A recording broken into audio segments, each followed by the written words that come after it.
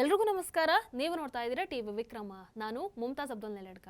ನೀವಿನ್ನೂ ಕೂಡ TV ವಿಕ್ರಮವನ್ನು subscribe ಮಾಡದೆ ಈ ಕಾರ್ಯಕ್ರಮವನ್ನು ನೋಡ್ತಾ ಇದ್ರೆ ದಯವಿಟ್ಟು ಟಿವಿ ವಿಕ್ರಮವನ್ನು ಸಬ್ಸ್ಕ್ರೈಬ್ ಮಾಡಿ. ವೀಕ್ಷಕರೇ, ಇವತ್ತು ನಾನು ನಿಮಗೆ ಒಂದು ಪ್ರಶ್ನೆಯಿಂದ ಕಾರ್ಯಕ್ರಮವನ್ನು ಶುರು ಮಾಡ್ತೀನಿ. ಕಾಂಗ್ರೆಸ್ ಪಕ್ಷಕ್ಕೆ ಸೋಲ್ ಅನ್ನುವಂಥದ್ದು ಹೊರಗಿಂದ ಬರ್ತಾ ಇದೆಯಾ ಅಥವಾ ಒಳಗಿಂದನೇ ತಯಾರಾಗ್ತಾ ಇದೆಯಾ? ನಿಮಗೇನನ್ಸುತ್ತೆ? ಯಾಕೆ ಅಂತಂದ್ರೆ ಇವತ್ತು ಕಾಂಗ್ರೆಸ್ ಎದುರಿಸ್ತಾ ಇರುವಂಥದ್ದು ಬಿಜೆಪಿಯನ್ನ ಕೂಡ ಅಲ್ಲ, ಮೋದಿಜಿಯವರನ್ನ ಅಲ್ಲ, ಅಮಿತ್ ಶಾಜಿ ಅವರನ್ನಲ್ಲ, ಯೋಗಿ ಆದಿತ್ಯನಾಥ್ ಜಿ ಅವರನ್ನಲ್ಲ. ಕಾಂಗ್ರೆಸ್ ಇವತ್ತು ಎದುರಿಸ್ತಾ ಇರುವಂಥದ್ದು ತನ್ನದೇ ಒಳಗಿನ ಒಂದು ಯುದ್ಧವನ್ನ. ಅಂದ್ರೆ ಅವರು ತಮ್ಮವರ ಜೊತೆಗೆ ಯುದ್ಧ ಮಾಡೋದ್ರಲ್ಲೇ ಫುಲ್ಲು ಬ್ಯುಸಿ ಆಗಿಬಿಟ್ಟಿದ್ದಾರೆ. ಮೊದಲು ನಾವು ಕೇಂದ್ರ ರಾಜಕೀಯಕ್ಕೆ ಬರುವ. ಇಲ್ಲಿ ನೋಡಿದ್ರೆ ಮೊದಲ ಯುದ್ಧ ಇಟಲಿ ಕುಟುಂಬದ ಒಳಗೆ ನಡೀತಾ ಇದೆ. Rahul Italy versus Priyanka Italy. ಒಬ್ರು ಪಕ್ಷದ ಅಧ್ಯಕ್ಷರು, ಇನ್ನೊಬ್ರು ಪಕ್ಷದ ಸ್ಟಾರ್ ಕ್ಯಾಂಪೇನರ್. ಇವತ್ತು ಇಬ್ರು ಕೂಡ ಅಧಿಕಾರಕ್ಕೋಸ್ಕರ ಸೋನಿಯಾ ಇಟಲಿ ತಾಯಿ ಎದುರು ನಿಂತು ಕಿತ್ತಾಡುವ ಹಂತಕ್ಕೆ ಬಂದು ನಿಂತಿದೆ ಪರಿಸ್ಥಿತಿ. ಇವತ್ತು ಕಾಂಗ್ರೆಸ್ ಪಕ್ಷಕ್ಕೂ ಕೂಡ ಮೊದಲು ಇಟಲಿ ಕುಟುಂಬದ ಒಳಗೆ ನೂರಾರು ಪ್ರಶ್ನೆಗಳು ಎದ್ದಿದ್ದಾವೆ. ಅಧಿಕಾರ ಯಾರ ಕೈಯಲ್ಲಿದೆ, ತೀರ್ಮಾನ ಯಾರ್ದು, ಜವಾಬ್ದಾರಿ ಯಾರ್ದು, ಅವರಿಗೂ ಕ್ಲಾರಿಟಿ ಇಲ್ಲ. ಈ ಕಡೆ ಜನರಿಗೂ ಅದು ಸ್ಪಷ್ಟವಾಗಿಲ್ಲ. ಅಲ್ಲ, ಪಕ್ಷದ ಒಳಗೆ ಅದು ಸ್ಪಷ್ಟ ಆಗಿಲ್ಲ ಅಂತಂದ್ರೆ ಮತ್ತೆ ಜನರಿಗೆ ಹೆಂಗೆ ಸ್ಪಷ್ಟ ಆಗತ್ತೆ? ಹೌದಲ್ವೋ? ನೋಡಿ, ಬೇಕಾದ್ರೆ ಇವತ್ತು ಕಾಂಗ್ರೆಸ್ ಅನ್ನ ಮುನ್ನಡೆಸ್ತಾ ಇದ್ದಾರೆ ಅಂತ ಹೇಳಿಕೊಳ್ಳುವಂತಹ ರಾಹುಲ್ ಇಟಲಿ ಅವರು ಯಾವ ಪರಿಸ್ಥಿತಿಯಲ್ಲಿ ಇದ್ದಾರೆ ಅಂತ ನೋಡಿ.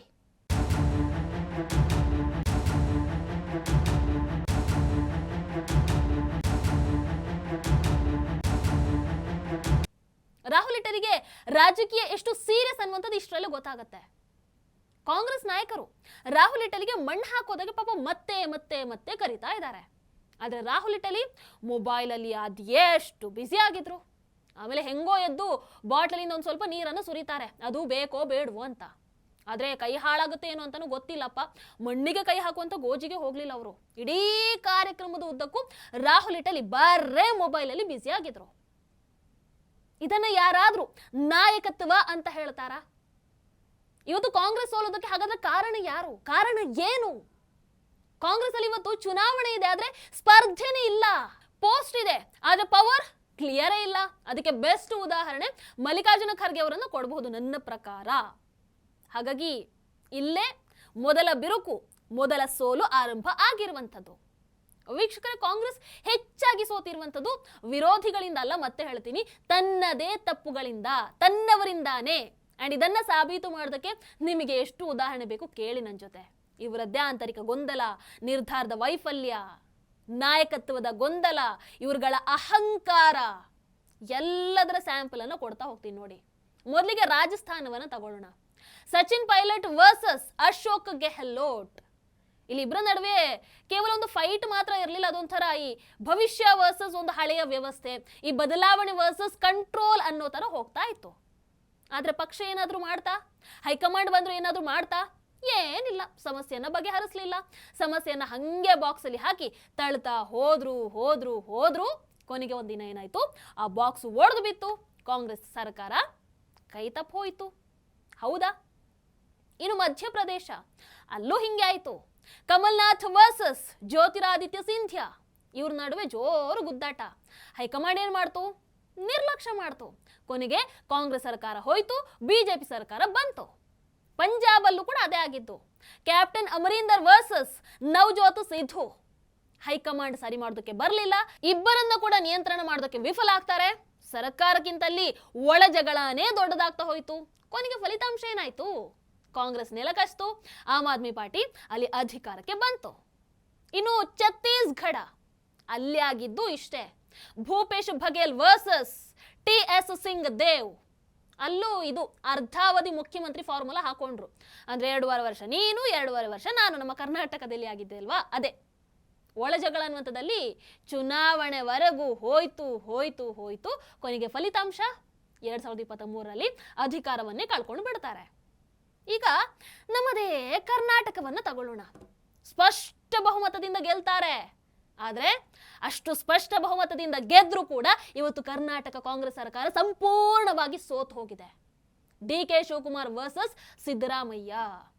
ಕರ್ನಾಟಕದಲ್ಲಿ ಗ್ಯಾರಂಟಿ ಅದು ಇದು ಅಂತ ಜನರನ್ನ ಮಂಗ ಮಾಡಿ ಅಧಿಕಾರಕ್ಕೆ ಬಂತು ಕಾಂಗ್ರೆಸ್. ಆದ್ರೆ ಸಂತೋಷ ಎಷ್ಟು ದಿನ ಆಯ್ತು? ಒಬ್ರು ಪಕ್ಷವನ್ನ ಗೆಲುವಿನತ್ತ ಕೊಂಡೊಯ್ದಂತಹ ನಾಯಕ, ಮತ್ತೊಬ್ರು ಮಾಸ್ ಲೀಡರ್. ಆದ್ರೆ ಮುಖ್ಯಮಂತ್ರಿ ಆಯ್ಕೆ ಅಂತ ಬಂದಾಗ ಗೊಂದಲ, ಗದ್ದಲ, ಗುದ್ದಾಟ ಅದು ಇವತ್ತಿನವರೆಗೂ ಪರಿಹಾರ ಸಿಕ್ಕಿಲ್ಲ ಅದಕ್ಕೆ. ಹಾಗಾಗಿ ಫಲಿತಾಂಶ ಏನಾಗ್ಬಿಟ್ಟಿದೆ? ಸರ್ಕಾರ ಇದೆ ನಮ್ಮ ಕರ್ನಾಟಕದಲ್ಲಿ ಹೆಸರಿಗೆ, ಆದ್ರೆ ಸರ್ಕಾರದ ಫುಲ್ ಫೋಕಸ್ ಎಲ್ಲಿದೆ? ಒಳ ಜಗಳದಲ್ಲಿದೆ, ಕುರ್ಚಿ ಜಗಳದಲ್ಲಿದೆ. ಅವರಿಗೆ ಇಲ್ಲಿ ಆಡಳಿತಕ್ಕಿಂತ ಅಧಿಕಾರದ ಹಂಚಿಕೆನು ಮುಖ್ಯ ಆಗಿಬಿಟ್ಟಿದೆ. ಹೈಕಮಾಂಡ್ ಬರ್ತಾ ಇದೆ ಸರಿ ಮಾಡೋದಕ್ಕೆ? ಇಲ್ಲ. ನಾವು ಕನ್ನಡ ಜನತೆನೋ ಕೇಳೋದಂದೇ ಬಂತು, ನಿಮಗೆ ವೋಟ್ ಹಾಕಿದ್ದು ನಾವು ಅಭಿವೃದ್ಧಿಗ ಅಥವಾ ನಿಮ್ಮ ಈ ಶಕ್ತಿ ಸಮತೋಲನಕ್ಕ ಅಥವಾ ನಿಮ್ಮ ಈ ಒಳ ಜಗಳವನ್ನು ನೋಡೋದಕ್ಕ? ಆದ್ರೆ ಮತ್ತೆ ಇಲ್ಲಿ ಪ್ರಶ್ನೆ ಬರುತ್ತೆ, ಇದೇ ಮುಂದುವರಿತಾ ಹೋದ್ರೆ ಫಲಿತಾಂಶ ಏನಾಗಬಹುದು ಅಂತ. ನಮಗೆ ಕನ್ನಡ ಜನತೆಗೆ ಆಲ್ರೆಡಿ ಕ್ಲಾರಿಟಿ ಇದೆ, ಆದ್ರೂ ಕಾದು ನೋಡೋಣ ಬಿಡಿ.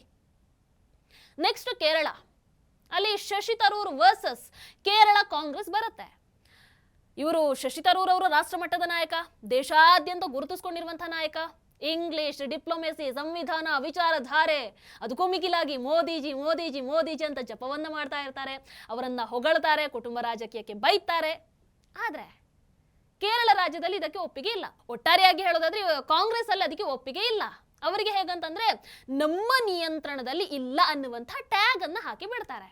ಅಂದ್ರೆ ಇಲ್ಲಿ ಅರ್ಹತೆಗಿಂತ ಕಾಂಗ್ರೆಸ್ ಅಲ್ಲಿ ಈ ವಿಧೇಯತೆ ಅಂದ್ರೆ ಗುಲಾಮರಾಗಿರುವಂಥದ್ದು ಮುಖ್ಯ ಆಗುತ್ತೆ. ಅಂಡ್ ಇದರ ಪರಿಣಾಮ ಏನಾಗಬಹುದು ಈಗ ಕೇರಳದಲ್ಲಿ? ಕಾಂಗ್ರೆಸ್ ಈಗಾಗಲೇ ಕೇರಳದಲ್ಲಿ ವಿರೋಧ ಪಕ್ಷದಲ್ಲಿದೆ. ಈಗ ಇನ್ನಷ್ಟು ಮತ್ತಷ್ಟು ದುರ್ಬಲ ಆಗೋದ್ರಲ್ಲಿ ಅನುಮಾನ ಅಂತೂ ಇಲ್ಲ. ವೀಕ್ಷಕರೇ, ಈಗ ನಮಗಿರುವಂತಹ ಪ್ರಶ್ನೆ, ಹಾಗಾದ್ರೆ ಇವೆಲ್ಲವೂ ಕೂಡ ಎಲ್ಲಿಗೆ ಹೋಗಿ ನಿಲ್ಲುತ್ತೆ? ಕಾಂಗ್ರೆಸ್ ಅನ್ನ ಎಲ್ಲಿಗೆ ಹೋಗಿ ನಿಲ್ಸುತ್ತೆ? ಕೇಂದ್ರದಲ್ಲಿ ಗೊಂದಲ, ರಾಜ್ಯಗಳಲ್ಲಿ ಕುರ್ಚಿ ಯುದ್ಧ, ಯುವ ನಾಯಕತ್ವಕ್ಕೆ ಬೇಡಿಕೆ ಇಲ್ಲ, 50+ ಯುವ ನಾಯಕತ್ವಕ್ಕೆ ಭಾರೀ ಡಿಮಾಂಡು. ತೀರ್ಮಾನಗಳನ್ನು ತೆಗೆದುಕೊಳ್ಳೋ ಬದಲು ಅದನ್ನ ಮುಂದೂಡ್ತಾ ಹೋಗುವಂಥದ್ದು, ಬರೇ ವಿಳಂಬ ಮಾಡ್ಕೊಂಡು ಹೋಗ್ತಾರೆ. ಅದರಲ್ಲೂ ಮುಖ್ಯವಾಗಿ ಎಲ್ಲವೂ ಕೂಡ ಇಟಲಿ ಕುಟುಂಬದ ಸುತ್ತಾನೆ ತಿರುಗ್ತಾ ಇರುತ್ತೆ. ಹೌದಾ ಅಲ್ವೋ?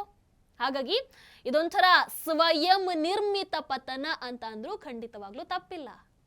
ಕಾಂಗ್ರೆಸ್ ಇವತ್ತು ತನ್ನ ಸೋಲಿನ ಗುಂಡಿಯನ್ನ ತಾನೇ ತೋಡ್ಕೊಳ್ತಾ ಇದೆ.